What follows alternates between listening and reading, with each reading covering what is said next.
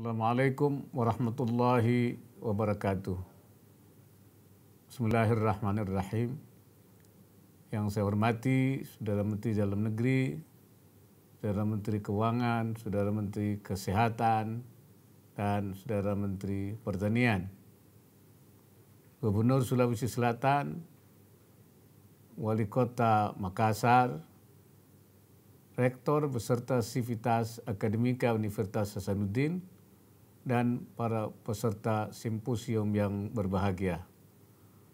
Pertama-tama marilah kita panjatkan puji syukur kehadirat Allah Subhanahu wa Ta'ala atas limpahan rahmat dan karunia-Nya kepada kita semua, sehingga kita dapat berpartisipasi pada acara Simposium Nasional Kesehatan, Ketahanan Pangan, dan Kemiskinan dalam rangka memperingati Disnatalis ke-64 Universitas Hasanuddin. Saya mengucapkan terima kasih pada Rektor dan seluruh jajaran Sivitas Akademika Universitas Hasanuddin yang telah berkenan mengundang saya untuk memberikan sambutan dan membuka simposium yang penting ini. Saya juga mengucapkan selamat kepada seluruh Sivitas Akademika Universitas Hasanuddin yang pada tanggal 10 September nanti akan merayakan Disnatalis yang ke-64.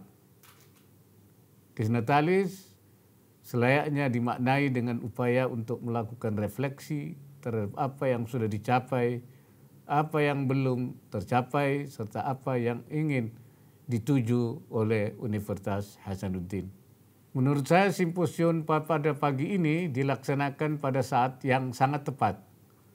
Saat ini kita sedang mengalami cobaan yang sangat berat.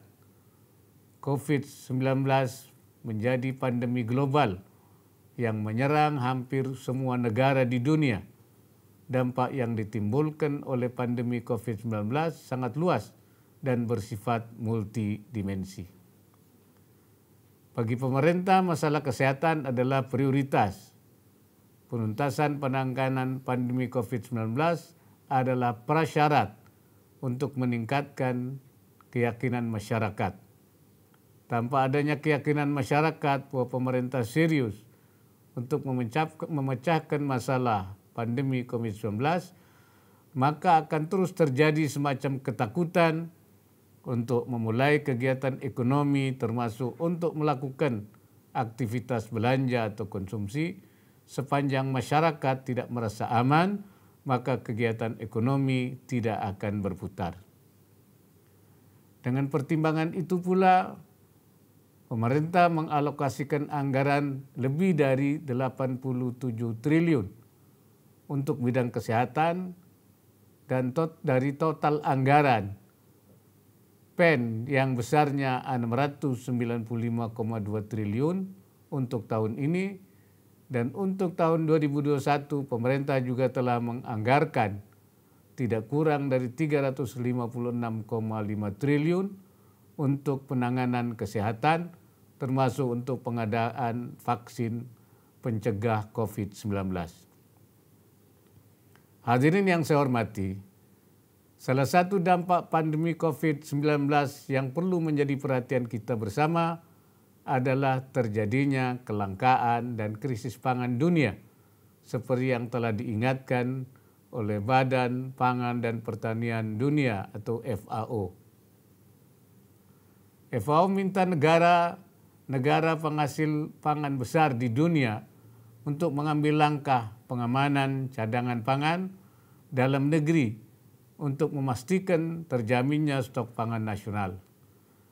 Di negeri kita ketahanan pangan menjadi tantangan tersendiri. Bahkan sebelum terjadinya pandemi COVID-19, alih fungsi lahan menjadi ancaman serius bagi ekosistem pertanian di Indonesia. Berubahnya fungsi lahan sawah membawa dampak yang sangat luas, seperti ancaman terhadap ketahanan pangan, kemiskinan petani, dan kerusakan ekologi di pedesaan. Data Kementerian ATR BPN menunjukkan bahwa luas lahan baku sawah menurun dari 7,75 juta hektar pada tahun 2013 menjadi 7,46 juta hektar pada tahun 2019. Sementara itu luas panen menurut perhitungan BPS dengan menggunakan metode kerangka sampel area KSA menurun dari 11,38 juta hektar menjadi 10,68 juta hektar pada tahun 2019 dan diperkirakan akan menurun lagi menjadi 10,48 juta hektar pada tahun 2020. Mengamati perkembangan ini, maka rata-rata sawah hanya ditanam sebanyak 1,4 kali. Sementara menurut perkiraan BMKG tahun ini terjadi musim kemarau yang lebih kering mulai Juni 2020, di mana terdapat 30% wilayah pertanian yang akan mengalami kemarau lebih kering. Produksi beras kita diperkirakan akan lebih kecil dibandingkan dengan produksi beras pada tahun 2018 dan 2019, walaupun masih akan menyisakan sedikit surplus pada tahun 2020. Oleh karena itu perlu perhatian khusus untuk dapat mencukupi kebutuhan beras di awal tahun 2021 karena kita belum memasuki musim panen.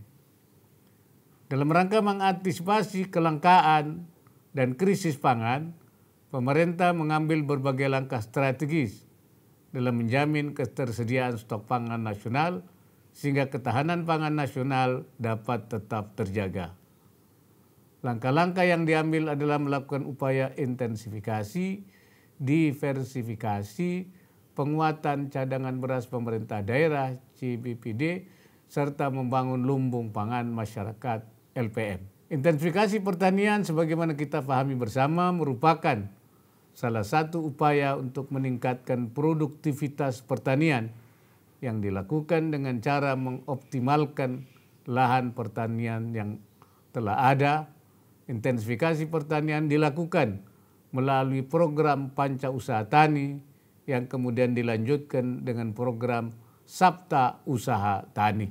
Panca Usaha Tani meliputi pemilihan bibit unggul, pengolahan tanah yang baik, pemupukan yang tepat, pengendalian hama dan penyakit tanaman, dan pengairan atau irigasi yang baik.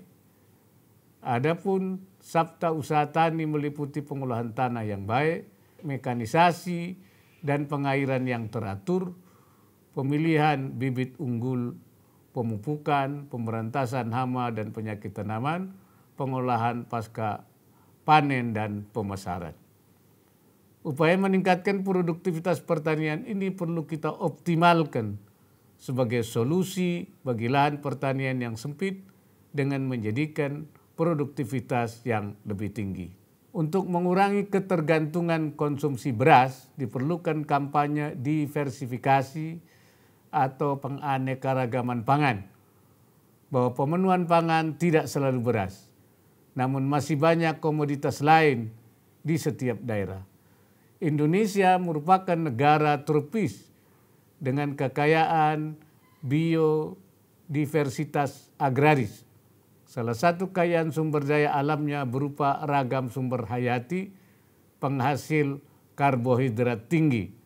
Saat ini terdapat sekitar 100 jenis pangan, sumber karbohidrat, 100 jenis kacang-kacangan, 250 jenis sayuran, dan 450 jenis buah-buahan yang tersebar di tanah air.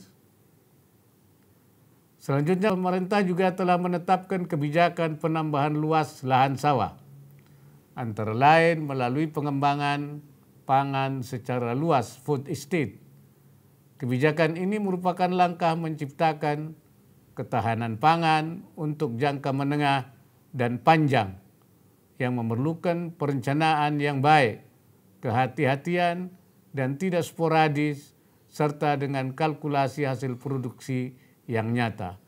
Kalangan akademis perlu berpartisipasi aktif dalam melakukan pengawalan yang baik atas rencana tersebut sehingga tidak kehilangan momentum dan berjalan sesuai harapan. Paralel dengan berbagai langkah tersebut, pemerintah juga secara konsisten akan menjaga kebijakan pencegahan alih fungsi lahan pertanian khususnya pangan. Dengan berbagai langkah tersebut diharapkan kita dapat menjaga pertumbuhan positif di sektor pertanian secara berkelanjutan. Hadirin yang saya hormati, tingkat kemiskinan berpotensi naik bila ketahanan pangan tidak kita tingkatkan. Lebih dari 60% konsumsi rumah tangga miskin dibelanjakan untuk membeli bahan makanan, serta 30% dari belanja makanan tersebut digunakan untuk membeli beras. Peningkatan harga beras sedikit saja akan sangat berpengaruh pada konsumsi rumah tangga miskin yang pada akhirnya dapat meningkatkan kemiskinan. Bila kita lihat angka kemiskinan pada Maret 2020 seiring dengan terjadinya pandemi COVID-19, maka jumlah warga miskin telah meningkat lebih dari 1,6 juta orang menjadi 26,42 juta orang atau 9,78% dibandingkan dengan data bulan September 2019 yang berjumlah 24,79 juta orang atau 9,22%. Angka itu pun masih berpotensi meningkat lagi menjadi 11,5% pada akhir tahun ini atau kembali ke kondisi tahun 2011 apabila upaya penanganan COVID-19 dan pemulihan ekonomi tidak berjalan sesuai harapan. Pemerintah telah melakukan berbagai langkah dalam rangka menjaga dan melindungi kesejahteraan masyarakat agar tidak jatuh ke dalam kemiskinan. Selain program bantuan sosial yang telah dilakukan selama ini, seperti PKH, program sembako, program jaminan kesehatan nasional, pemerintah juga telah memperluas berbagai program, baik melalui penambahan program baru, seperti bantuan langsung tunai dana desa, bantuan tagihan listrik.